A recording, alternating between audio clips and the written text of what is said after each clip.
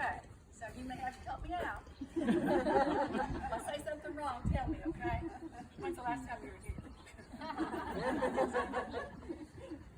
My name is Pat. I will be one of your tour guides today. We have 3 guides, so we have 3 groups. I want to talk about Alan for a minute. How many of you have followed Alan for a long time? Okay, we call you an Alanite then. And Alan was born in Little Rock, but he spent the first almost 12 years of his life in McMinnville, Tennessee. That's where his great-grandmother and great-grandfather had a farm. That's and crazy, that's man. where Alan learned about chickens. He had his first chicken there. And he learned about gardening, and he was taught about raising animals. They had other animals as well. He's a big 4-H'er. How many of you have been in the 4-H club? And he still has a 4-H license plate to this day. He really supports 4-H and still believes heavily in that. And also when he was there in Tennessee, his grandmother was a big influence on his life.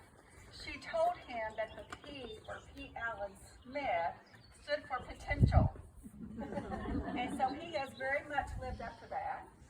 So he came back here, went to high school in Little Rock, and then he went to college at Hendrix College in Conway, Arkansas. It's right across the river behind us here. How many of you are from Arkansas? Okay, okay.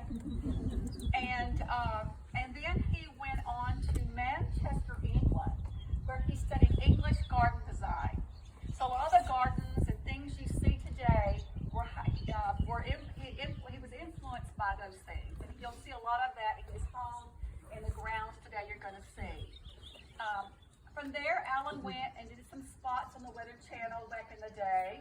And then he went on radio, and you may have seen him on Good Morning America or other big shows. And then he started putting all his shows on PBS. I'm sure you watched him on PBS. And now all of Alan's shows are on YouTube. He's moving everything to YouTube. So all of his new things are there. If you're looking for him, you can Google on your TV or your phone and find things about Alan there. Okay, from there he moved to Little Rock, and he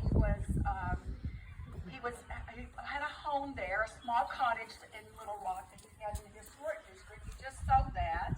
But it got where he was doing all of his filming and things there, and he was having interruptions from all the sounds of the city. So he was looking for a farm. He wanted to come back to his roots, where he really began his life. And so he found this farm back in 2000, and the first thing he saw when he went on this property, not only the beautiful land, but this gorgeous tree right here. Her name is Big Sister. She's a 300-year-old post oak tree. And so she serves as the entire axis for this beautiful farm. So that was the first thing he saw, fell in love with her. It was a done deal from that day on. But this was actually a cattle farm, and the land dates back to the 1840s. It was owned by the Moss family, so we don't grow moss. And it was owned by the Moss family. And being from this area, I am so glad he kept that name, Moss Mountain Farm. So that's how it got its name. And when he bought it, though, in 2000, it was actually being used as a deer lease. It's a 600-acre farm, as I mentioned, but there's 50 working acres here now. But there was a single wide trailer sitting right here behind me. So yes, this house was not the original home. But the greatest compliment you could give P. Allen Smith is, how long did it take you to redo the house? He's very proud of it, as he should be. But this house behind me here, I'm standing on the steps, he wanted to stay true to the era of the property. So he wanted to go back to that Greek Revival era, the Greek Doric columns.